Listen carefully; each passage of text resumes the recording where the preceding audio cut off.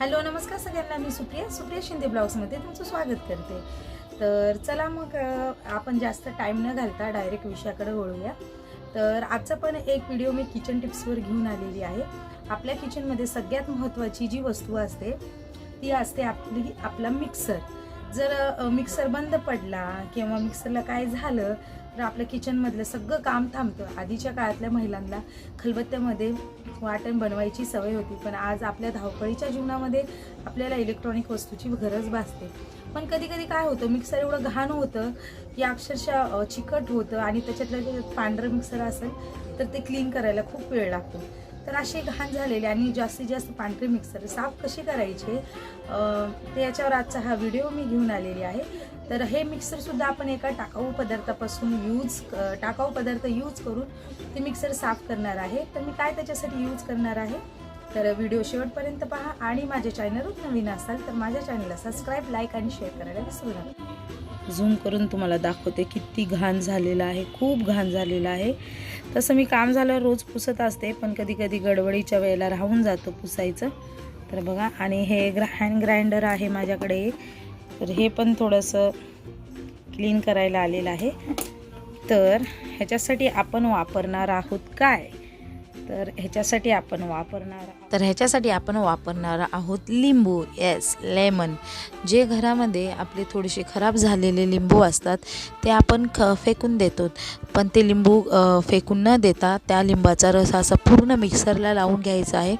खूप जणी हार्पिकनं पण साफ करतात, मिक्सर त्याच्याने पण स्वच्छ निघतं, पण हार्पिक कधी कधी खूप पॉवरफुल असतं, तर मिक्सरच्या वरच्या बॉडीला डॅमेज होण्याची शक्यता असते।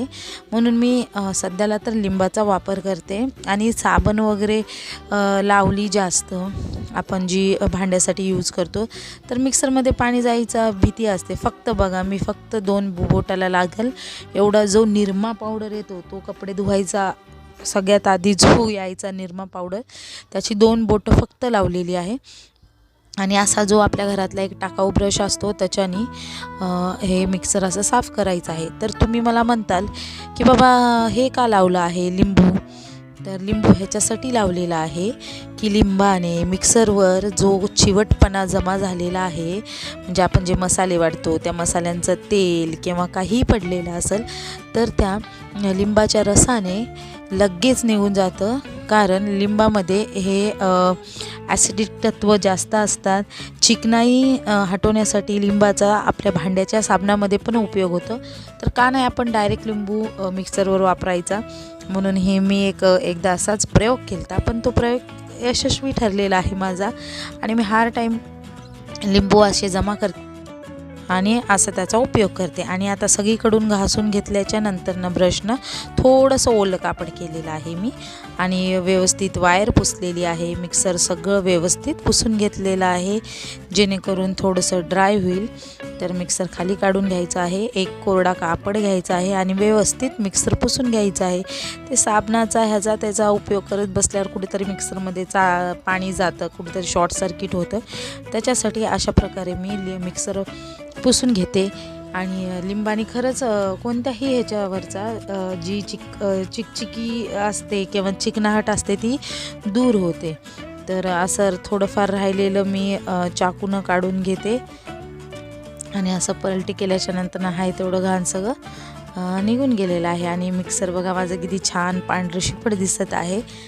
तर अशा प्रकारे आपलं एका टाकाऊ वस्तू, म्हणजे असे बिळबिळ झालेले किंवा असे घाण झालेले लिंबू आपण डाग पडलेले टाकूनच देत असतो।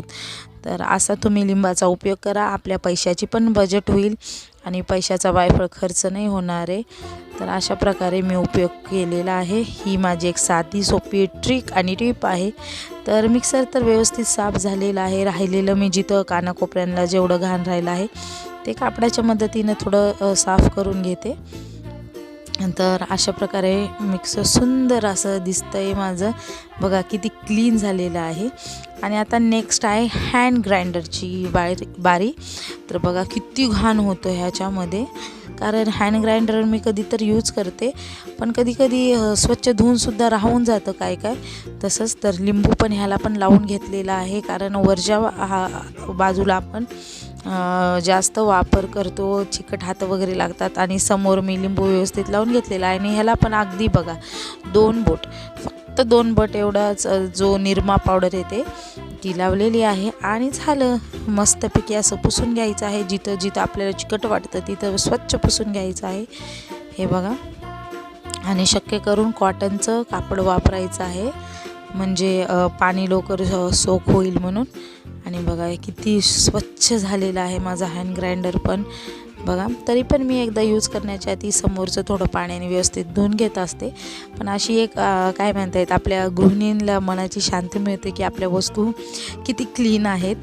तर अशा प्रकारे. आणि बघा एवढं घाण निघायलं आहे मिक्सरमध्ये. तर आजच्या व्हिडिओमध्ये एवढंच. आजचा माझा व्हिडिओ तुम्हाला जर आवडला असेल तर माझ्या चॅनलला सबस्क्राईब, लाईक आणि शेअर करायला विसरू नका. आणखीन एक नवीन व्हिडिओ घेऊन मी तुमच्यासाठी पुन्हा येणार आहे. तोपर्यंत बाय, टेक केअर सगळ्यांना.